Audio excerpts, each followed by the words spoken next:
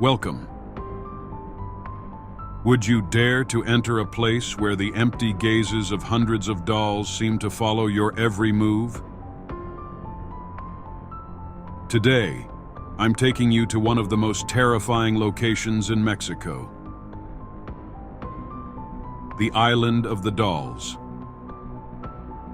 A place shrouded in mystery, legends, and an atmosphere that will send chills down the spine of even the bravest souls. Get ready, because this story is one that will keep you awake tonight.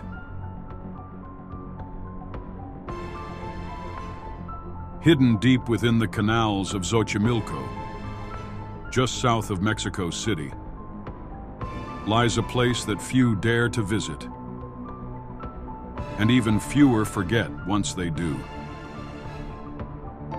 It's called La Isla de las Muñecas, or the Island of the Dolls, a place unlike any other on Earth. A small, lonely island where hundreds of dolls hang from trees, fences, and posts, their lifeless eyes staring into the void. Some say the dolls are just harmless decorations. Others, however, claim they're vessels for something much darker. The story of this island is one of tragedy, obsession, and perhaps even the supernatural. But before we dive into the eerie events that haunt this place, let me ask you, would you dare to step foot on the Island of the Dolls, knowing that something or someone might be watching you?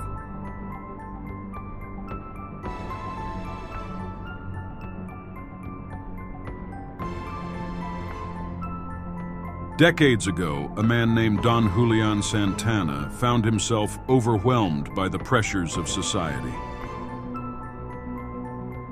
For reasons we may never fully understand, he left everything behind and retreated to a small, isolated island in Xochimilco. His goal was simple: solitude. But solitude often brings more than peace. It can awaken the whispers of the past. Shortly after arriving, Don Julián claimed he discovered something horrifying: the body of a young girl, floating face down in the murky waters near his island. Though he tried desperately to save her, it was too late. The girl had drowned. Don Julián was deeply shaken by her death, and his grief quickly turned into paranoia. He believed that her restless spirit had lingered, watching him from the shadows of the trees, crying out for something he couldn't give her. Then, as if by fate, a doll floated down the canal, carried by the current to the very place where the girl had died. To most, it would seem like a coincidence. But to Don Julián, it was a sign. Believing the doll to belong to the deceased girl, he took it and hung it on a tree. In his mind, this simple act was a way to honor her memory. But it was just the beginning.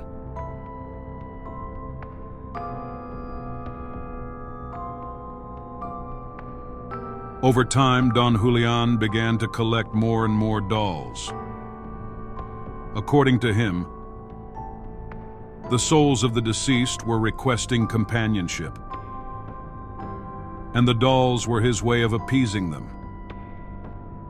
Visitors daring enough to reach the island reported hearing children's laughter in the dead of night, whispers emanating from the trees, and the most terrifying part, some dolls appeared to move on their own. Was it all just an illusion? Or was there something truly dark lurking on this island?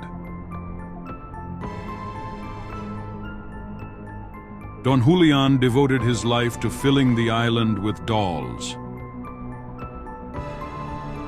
But his obsession had a horrifying end.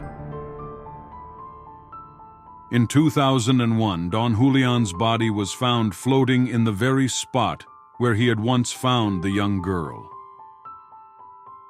The coincidence is chilling. Since then, locals claim that his spirit remains on the island, alongside the spirits of the dolls, guarding the island and ensnaring those who dare to disrespect his memory. Today, the island of the dolls has become a tourist attraction, but many say the atmosphere remains heavy, as if something or someone is always watching. Would you dare to visit? Let me know in the comments below.